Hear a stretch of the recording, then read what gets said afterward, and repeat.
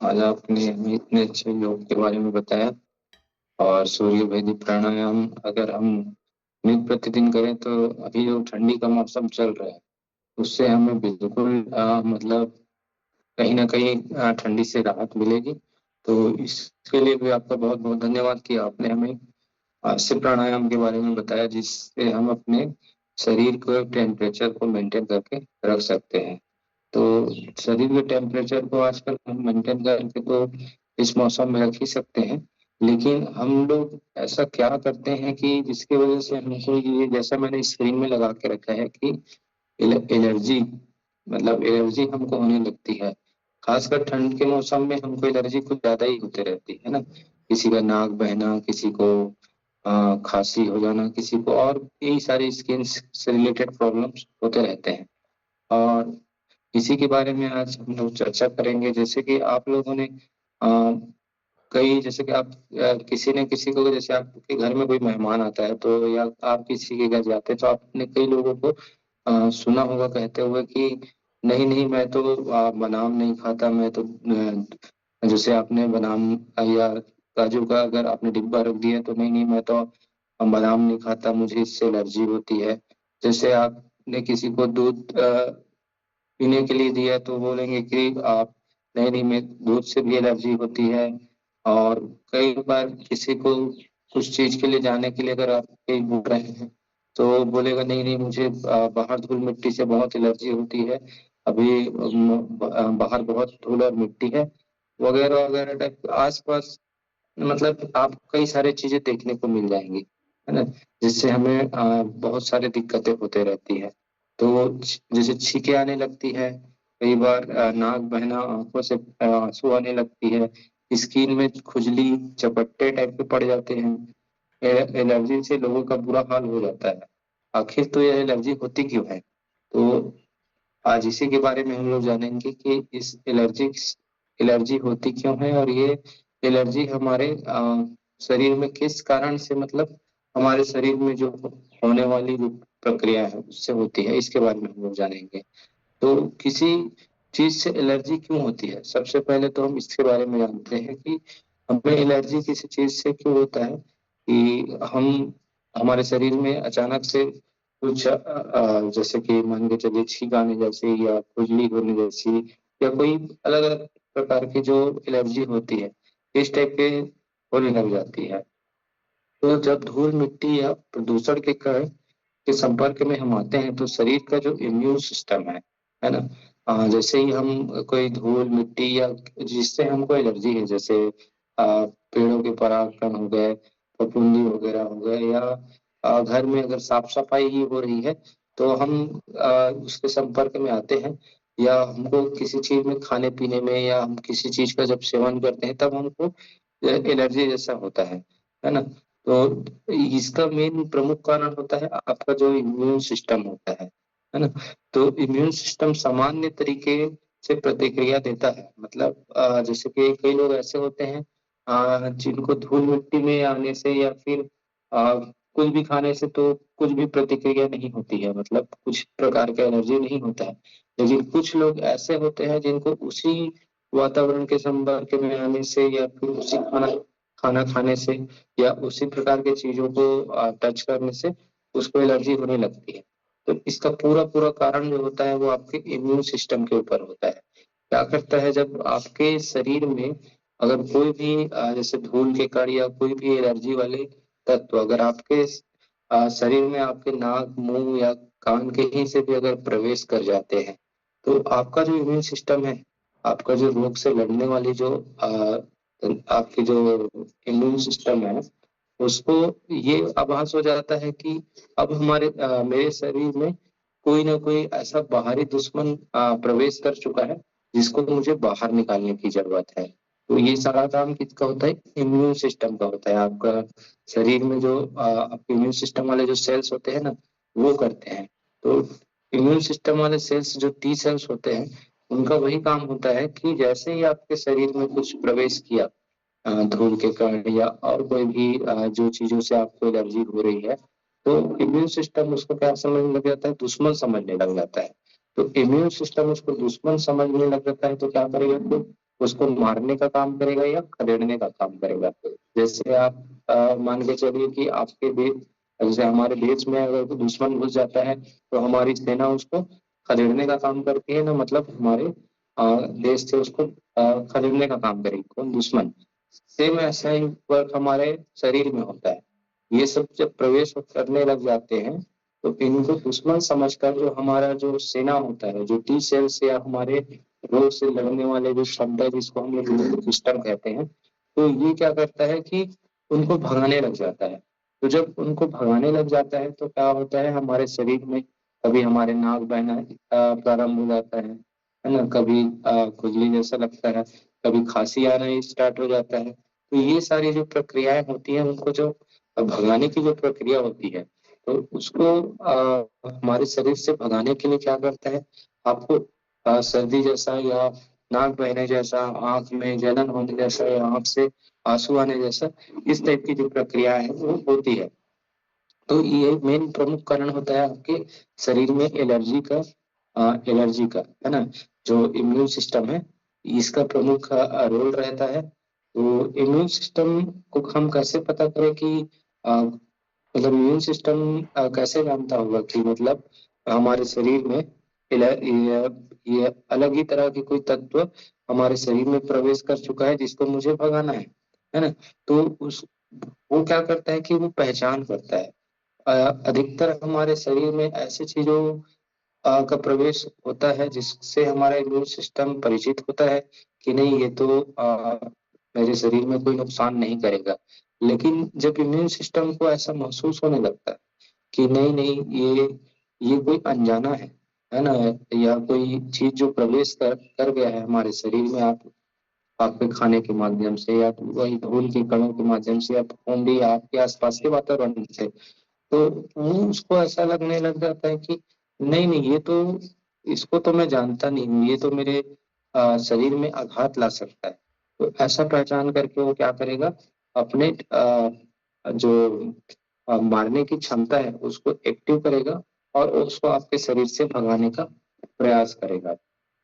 तो एलर्जी सामान्य तौर पे विभिन्न प्रकार के एलर्जी हो सकते हैं, जैसे कि एलर्जी के लक्षण व्यक्ति के शरीर के अनुसार भिन्न भिन्न होते हैं, है ना।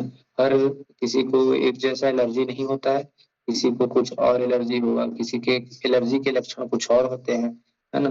तो लक्षणों को हमको समझने के लिए विशेष रूप से क्या करना पड़ेगा, हमको यह समझना पड़ेगा कि हम ऐसी कौन सी चीजों के पास चले जाते हैं या कुछ चीज को खाते हैं जिससे हमको एलर्जी होती है। तो सबसे पहले अगर आपको एलर्जी किसी चीज से होती है, जैसे आपको धूल मिट्टी से एलर्जी है, तो आप ऐसे वातावरण से बचने का प्रयास करें। आपको किसी भोजन से आपको एलर्जी होती है, जैसे कि किसी को कोई सब्जी से, या अभी मैंने जैसे बात की कि कोई बादाम नहीं खाता या दूध नहीं खाता, या और कोई भी मतलब हमारे खाने पीने की चीजों का सेवन करने से आपको, जैसे ही आप खाते हैं तो उसको आपके शरीर को रिएक्ट करना चालू हो जाता है। तो ऐसी चीजों से आपको क्या करना है, दूरी बनाना है ना। तो अगर आप इस इन सब चीजों से दूरी बनाएंगे तो आप एलर्जी के लक्षणों से बच जाएंगे या एलर्जी से बच जाएंगे। तो एलर्जी के कुछ सामान्य लक्षण होते हैं जिसके बारे में हम लोग बात कर लेते हैं। जैसे एलर्जी के लक्षण मुख्य रूप से 3 से 4 प्रकार से होते हैं। जैसे पहला लक्षण होता है नाक एवं श्वसन संबंधी लक्षण, और फिर नाक से या श्वसन संबंधी जो लक्षण होते हैं, जैसे लगातार छींक आना, नाक बंद होना या नाक बहना, है ना, नाक से पानी बहते रहना, खांसी आना, सांस लेने में कठिनाई होना या घबराहट होना। इस तरह के जो लक्षण जो दिखाई देते हैं वो श्वसन से संबंधित लक्षण होते हैं।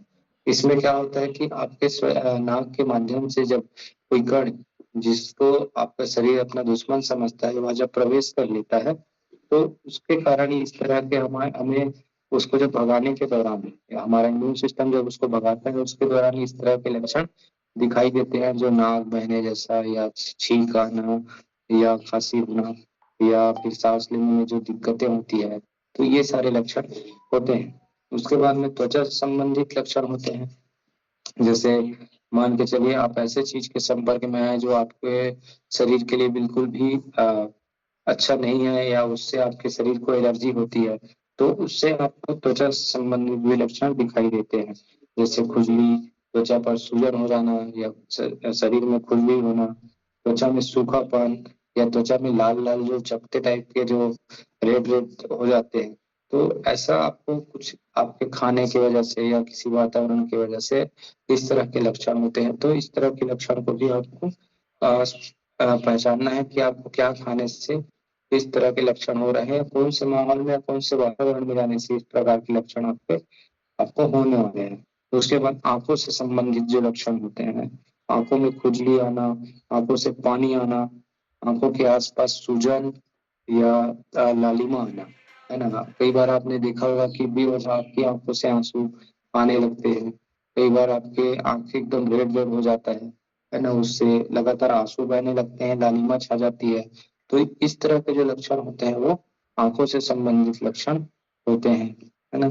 उसके बाद में अगर आपको बेवजह का थकान लग रहा है, बेवजह का सिर दर्द, पेट में ऐंठन, मलती मतलब उल्टी हो रहा है, मतली हो रहा है या मुंह में झुनझुनी जैसा, इस प्रकार की जो भी चीजें होती है वो भी कहीं ना कहीं आपको किसी न किसी चीज की एलर्जी की वजह से हो सकती है। और इसके और भी कारण हो सकते हैं, पर आपको इन तरह के जो लक्षण दिखाई दे रहे हैं, तो ये भी आपके कहीं ना कहीं आपके एलर्जी की वजह से हो सकते हैं, है ना, या एलर्जी का कारण हो सकते हैं। तो अब एलर्जी के बारे में हमने जैसे जाना या उसके लक्षणों के बारे में जाना, तो हमें इसका प्रबंधन कैसे करना है, हमें इस चीज से बचना कैसे है या इसका ट्रीटमेंट कैसे करना है ना। तो अगर आप मान के चलिए कि आपको किसी भी चीज से एलर्जी होती है, तो सबसे पहले तो जिन चीजों से आपको एलर्जी होती है ना, उनको पहचानना है या उनको लगातार आपके साथ, अगर एक बार अगर वह चीज हो रही है तो कोई बात नहीं है। अगर आपको किसी चीज खाने से या किसी चीज को पीने से या किसी वातावरण में जाने से या किसी और भी चीजों से, जैसे पेड़ के परागकणों से, फफूंदी से, इस तरह की चीजों से जैसे आपको एलर्जी हो रही है, तो आपको उसको समझना होगा या पहचानना होगा कि मैं जैसे एक बार गया तो ऐसा हुआ, दूसरे बार गया तो भी ऐसा हो रहा है, या दूसरी बार मैं किसी चीज का सेवन किया तो भी ऐसा हो रहा है। तो इन सब चीजों को समझ के आपको उसको प्रबंधन करना होगा और आपको उससे कहीं ना कहीं दूरी बनाना होगा। सबसे अच्छा जो इलाज होगा वो इन सब चीजों से दूरी बनाना होगा, क्योंकि सामान्य तौर पे अगर एलर्जी होता है तो कोई बात नहीं है, लेकिन अगर आपका एलर्जी एनाफिलेक्सिस होने की संभावना हो जाती है तो आप बहुत गंभीर प्रॉब्लम की ओर भी जा सकते हैं। एलर्जी छोटी सी है, पर अगर कुछ ज्यादा बड़ी होने लग जाए तो आपको एनाफिलेक्सिस जैसे प्रॉब्लम आएंगे, तो आप और ज्यादा घातक स्थिति में पहुंच सकते हैं छोटी सी चीज की वजह से भी। तो इसके लिए हमें उपाय और क्या करने चाहिए। इसके लिए सबसे पहले हमें ऐसे चीजों के सेवन से बचना चाहिए जो हमारे शरीर को नुकसान दे, जैसे फास्ट फूड, प्रोसेस फूड, इन सब चीजों को अगर हम खाएंगे तो कहीं ना कहीं हमारा इम्यून सिस्टम कमजोर होगा और हम एलर्जी के लिए एक्सपोज हो जाएंगे। तो ऐसी चीजों से हमको बिल्कुल दूर रहना है। हमें अपने आहार में संतुलन बनाए रखना है।